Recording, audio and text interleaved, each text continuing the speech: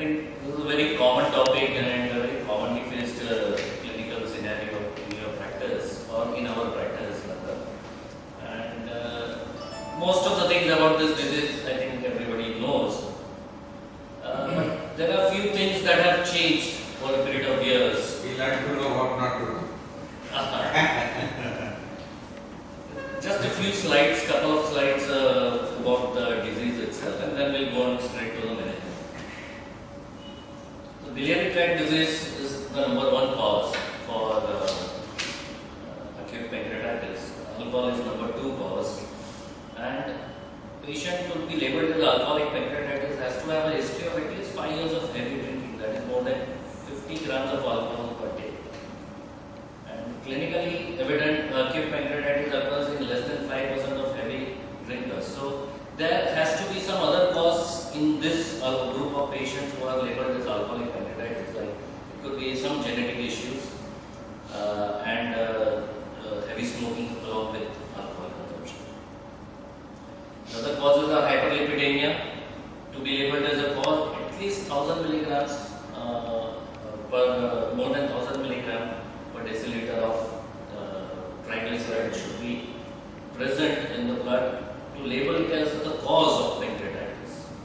And if it is not measured in the first 24 hours, it should be measured after 2 or 3 days.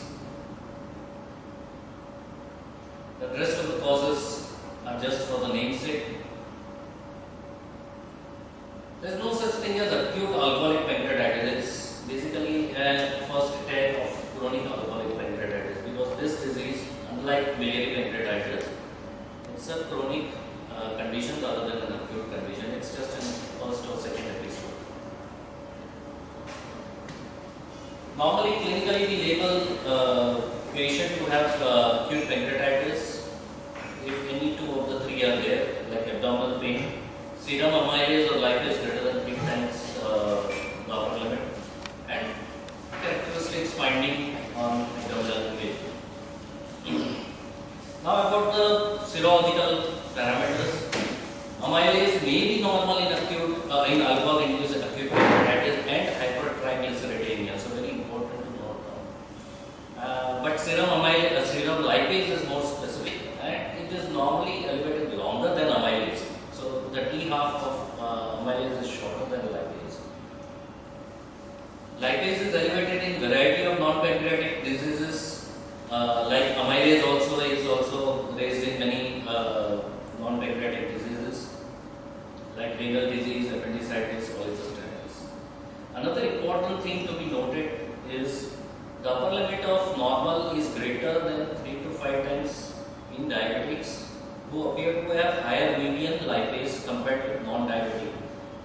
The reasons are not clear, but this is one of the facts that was studied and has been noted down from various studies. So in diabetics, the lipase level should be more than 5 to 6 times than normal rather than 3 times normal. Amylase, all of us measure amylase as the first investigation in acute epigastric or periumbilical pain. Easiest to measure, most widely used, rises immediately, peaks in few hours, remains for few days, 3 to 5 days. May be normal in severe attacks. May be falsely negative in hyperlipidemic, as I mentioned. May have inverse correlation between severity and serum amylase level. There is no need to repeat serum amylase or lipase because they don't have any prognostic value. So it is just having a diagnostic value. T half of amylase is lesser than lipase. Causes of hyperamylasia is a huge list, just for the sake of mentioning. This is the time course. Lipase stays over a longer period of time than the amylase. How we diagnose is basically radiology and serology. So serology we have discussed, radiology, X-ray. There are few signs on X-ray, sentinel loop sign, colon cutoff sign, duodenal C loop sign, but they are all non-specific. Sonography. is a very important first investigation in radiology for acute pancreatitis. It plays little role in diagnosing acute pancreatitis, but rather the cause of pancreatitis. Because in acute pancreatitis, one will not be able to see many changes on sonography in the first 24 to 48 hours. But if there is a stone, biliary pancreatitis, if there is a stone in the gallbladder or there is a common bile duct dilatation, that is the purpose of finding out, doing a ultrasound in a case of suspected case of acute pancreatitis. And of course, in the post recovery phase, to follow up pseudocyst and to diagnose pseudoaneurysms. CT is the most important radiological investigation in the case of acute pancreatitis. These are the various features that are seen, like enlargement, irregular enhancement, shaggy pancreatic contour, thickening of facial planes, fluid collections, retroperitoneal hair suggestive of necrosis. CT is 90% sensitive and specific for acute pancreatitis. CBCT also is used to assess the local complications. Both are comparable. MRI and CT are comparable in initial assessment of a patient with acute pancreatitis. However, MRCT can detect choroidopolydiosis even the CVD is 3 to 4 mm in diameter. CT will not be able to catch that. And of course, pancreatic duct disruption, MRCP is the investigation of choice. And of course, MRI is important because in patients who are having contrast allergy or renal insufficiency, MRI can be used without the contrast, without the gladolinium contrast. T2 weighted images will show the pathology. So in these situations, MRI is to be done, otherwise CT is more than enough. Now, when we go to management, first of all, we need to stratify these patients into the severity, whether two broad categories, mild or severe, because the management is slightly different. The initial assessment and risk stratification, mild AP is defined as absence of organ failure or pancreatic necrosis. And in patients with severe disease, there are two defined phases of acute pancreatitis. Early, that is within the first week, and late after the first week. Some literature also shows a moderate phase. Although the presence of SIRS during the initial 24 hours has a high sensitivity for predicting organ failure and mortality, the presence of SIRS lacks specificity for severe disease. It's only 51% or 41%. And the other important thing is the lack of specificity. The specificity is due to the fact that the presence of SIRS is not as important as its persistence. So if it persists, then it is of importance, but presence of SIRS per se in the first 48 hours is not that important. If it subsides after 48 hours, it's of not that importance. And the Atlanta revision in 2013, after almost 20 years, the criteria changed. Mild acute pancreatitis, moderate severe acute pancreatitis, and severe acute pancreatitis. And these are the features that are present to label it as mild, moderate, or severe. For prognosis of the disease, serum markers, CECT, presence of systemic complications, and various prognostic scores, as you all are aware of. What should we see in the marker is basically the accuracy, the predictability within the 24 hours, and ease of use clinically at bedside. So there are different criteria, but there are critics of these criteria, like Ranson's criteria that we have all heard of. It's separate for alcohol and Wollstone etiology. It's not common for all causes. It has got 11 parameters. It takes at least 48 hours to conclude. We cannot do a Ranson's criteria in the first 24 hours. And some studies have shown that it is too pessimistic for today's healthcare system. Apache 2 on the other hand is immediate.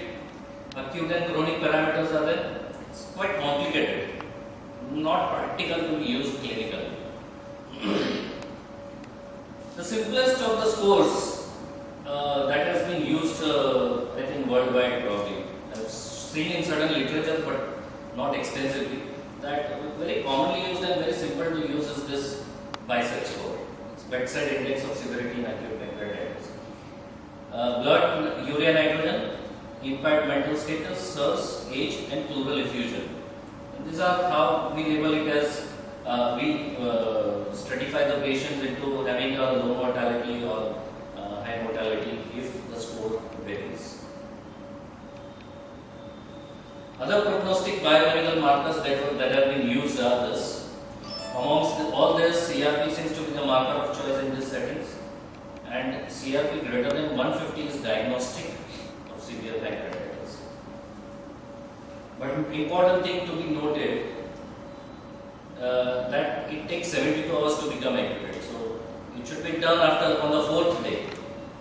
If you see that it is more than 150, then it is diagnostic that this patient is going to have a severe course of the disease. Amylase and lipase have no value, no prognostic value, so we never repeat them. High likelihood that interleukin 6 and TAP will replace CRP in the near future. A lot of studies are going in, and because treatments will also be available for interleukin 6.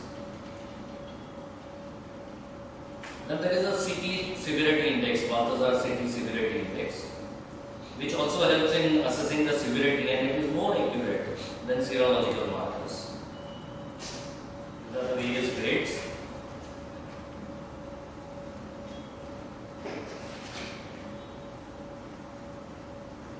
I saw this very interesting table when I was searching the literature. Rather than depending on scoring system to predict severity of acute pancreatitis, clinicians need to be aware of intrinsic patient-related risk factors. So there are patient characteristics that are very important.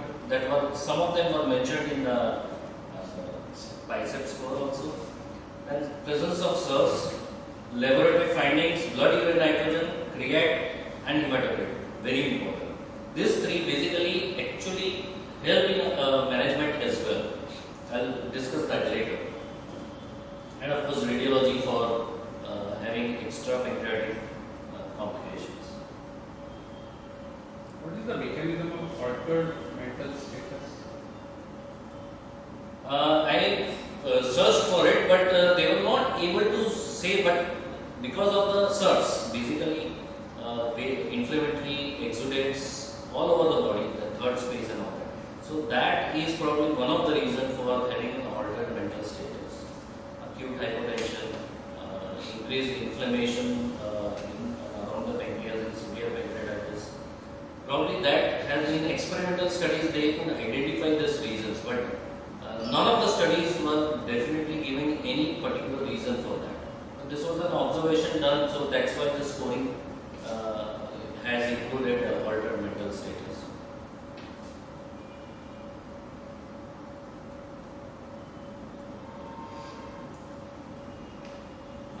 Is CT superior?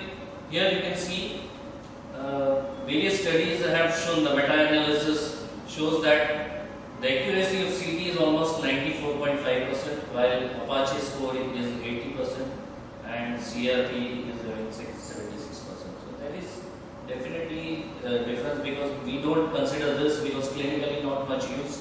It's usually used in studies, clinical trials and all that. But if you compare this and this, there is a difference, significant difference. As we all know, management depends on the severity, and for simplification also and discussion also, it's better to label it as mild and severe and discuss the management. The core of treatment is physiological monitoring, metabolic support, and maintenance of fluid and electrolytes. Very important in management of acute pancreatitis. So these are the mainstay of management. Orally of pain, absence of tenderness, patient feeling hungry is a very important clinical finding that shows that the patient is on recovery phase. Early aggressive intravenous hydration is very important in both severe pancreatitis and acute pancreatitis. What do we mean by early aggressive intravenous hydration? At least up to 500 ml per hour of isotonic crystalloid, unless there is a contraindication, cardiovascular, renal, or any other related comorbid factors. And very important that this hydration therapy is most beneficial within the first 12 to 24 hours. And it has been shown in various studies that beyond this, if you are delayed by this in this window, from this window, then probably the efficacy of the treatment is not optimal. We use usually lactated vinegar solution. I will discuss that in the next slide. Is the preferred solution rather than normal saline or VNS. And the goal of hydration should be to see the decrease in blood urination and hematocrit. Why lactated vinegar solution is because experimental studies show that if the blood pH is lower, then it activates the trypsinogen and makes the pancreatitis more severe. And normal saline given in large volumes may lead to the development of non-anemic hyperchloremic metabolic acids. So, of course, this is the experimental finding, and probably that is why there is no side effect or disadvantage of using nickel lactate instead of normal saline. So, even guidelines, American gastroenterology guidelines, they recommend to nickel lactate to be used instead of normal saline. Markers of early aggressive intravenous hydration, as I mentioned in the previous slides also, hematocrit, very important, blood urine nitrogen and creatinine. If we monitor these three, we can come to know whether our treatment is having a good effect on the patient or not. Nasogastric suction is now out of vogue. Only if the patient is persistently vomiting, then we put a nasogastric tube. And if patient is having a proven IBS, paralytic IBS, then we put a guide tube. Otherwise, there is no need for nasogastric suction because it has got no benefit. Large studies have failed to show any benefit of guide tube. For feeding purpose, yes, we can put, but not for suction. And role of PPI also is not routine use of H2 blockers and PPI is also not recommended, but most of us are using it. Because sometimes there is an element of gastritis along with pancreatitis. On this patient, if there is alcoholic pancreatitis, they have damaged mucosal lining of the stomach, and we don't want these patients to start having GI. Role of anti-secretory agents is mentioned here in the list. Definite unproven benefit, so they are not used. Since pancreatitis is an autodigestive process, this protease inhibitors were studied and it has been shown that there is no benefit. Role of platelet activating factor inhibitors, also they are found to be having no benefit from various clinical trials and studies. Now in severe pancreatitis, along with the routine that I have mentioned before, we have to first label this patient as having SAP, that is severe acute pancreatitis, and all the criteria I have already discussed. All these patients might end up having local or systemic complications like flat bone, abscess, cirrhosis, fasciitis, sotalism, and adjacent organ involvement, and various systemic complications involving almost the entire body. Now, role of antibiotics. It has not the antibiotic routine prophylactic antibiotics. It's strongly recommended that they should not be used. only if there is a proven extrapancreatic infection, and even if the patient is having a severe acute pancreatitis, there is no routine use of prophylactic antibiotics recommended.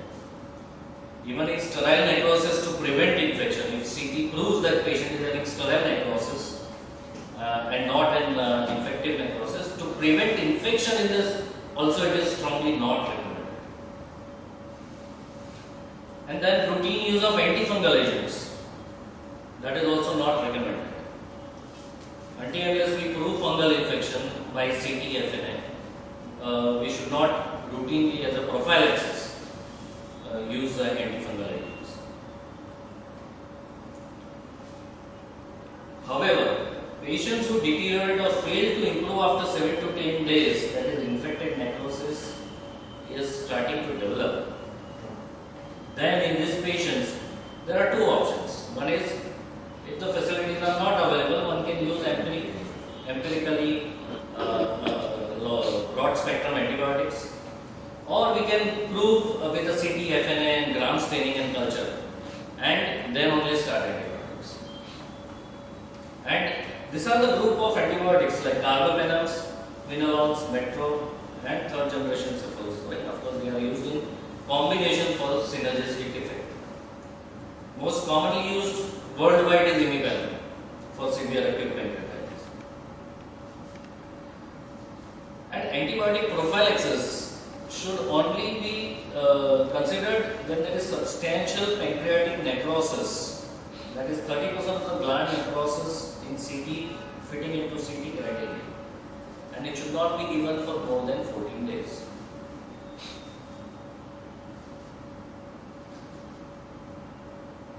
Since there are a lot of probiotics available in the market, and there is a trend, most of our clinical practices, along with antibiotics, we give probiotics.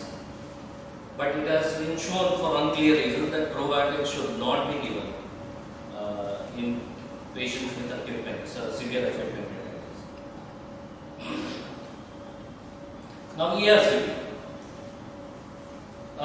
Fortunately, most gallstones they pass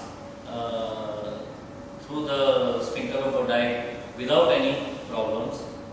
However, ERCP is indicated strongly if there is a presence of acute cholangitis along with pancreatitis within the 24 hours of admission. It's very important. But ERCP is not needed when there is no laboratory or clinical evidence of ongoing biliary obstruction. And we can use MRCP instead of ERCP for diagnosing cholelithiasis.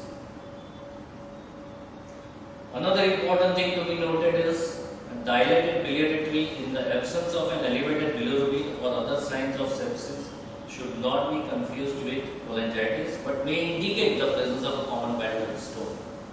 So, presence of common bile duct stone without cholangitis or sepsis is not an indication for ERCP.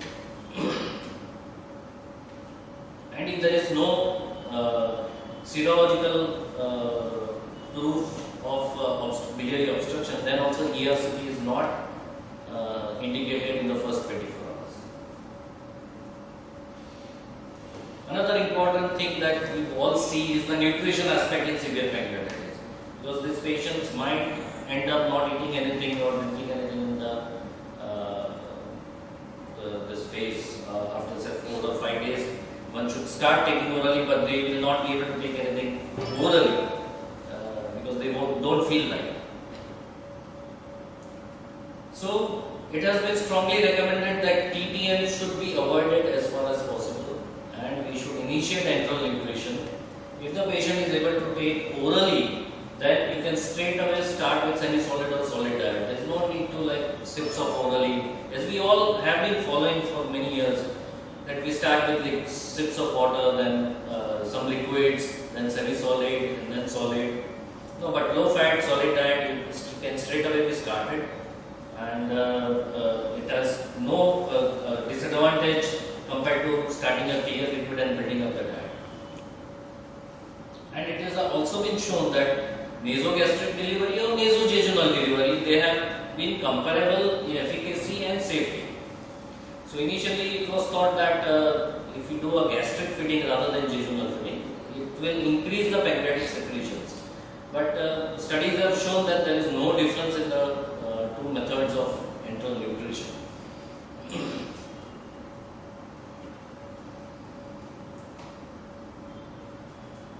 The role of CT-FNN in severe acute pancreatitis, already mentioned that if there is a suspected infection in the necrosis, then we do a CT-FNN, and if it shows negative Gram stain and culture, consider that as sterile necrosis, and if patient does not improve, we can always repeat it later.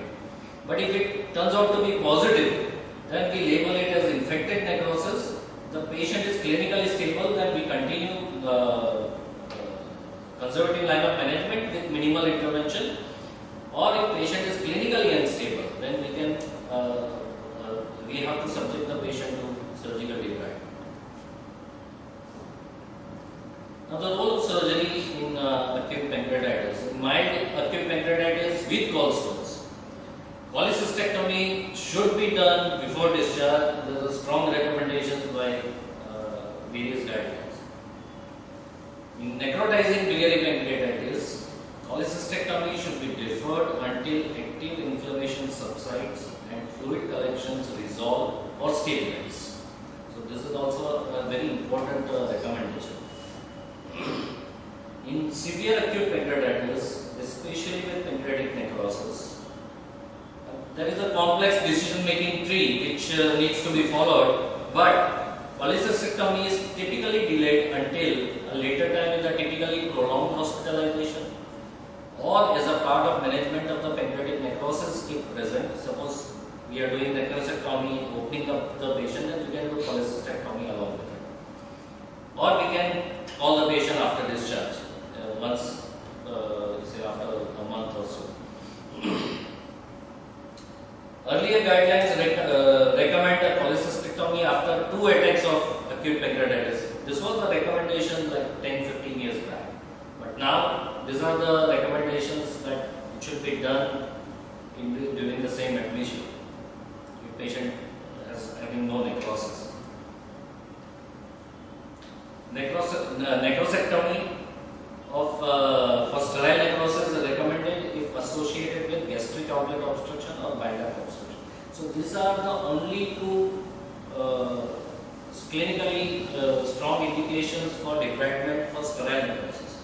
We normally do necrosectomy for infected necrosis, but these are the two indications where if the patient is having gastric outlet obstruction or biliary duct obstruction, then we need surgery for this patient. And the concept of urgent surgery, as you all know, who are found to have infected necrosis is no longer valid. If the patient is operated within the first 3 weeks, the mortality is almost 70 to 80%. If you can delay the surgery of surgical debridement as late as possible and manage the patient conservatively till then the mortality rate goes down. So, later the surgery, better the mortality rate. If the patient remains ill and the infected necrosis has not resolved, then there are options available. Minimally invasive necrosectomy by either endoscopic method, radiological method, video-assisted retroperitoneal method, laparoscopic approach, or combination of any. These are the minimally invasive methods. Regardless of the method employed, most important thing to be noted is minimally invasive approaches require for pancreatic necrosis to become organized.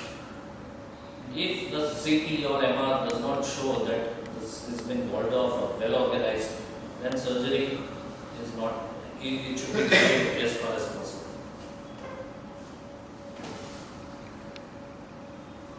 So, thank you all. If you have any questions.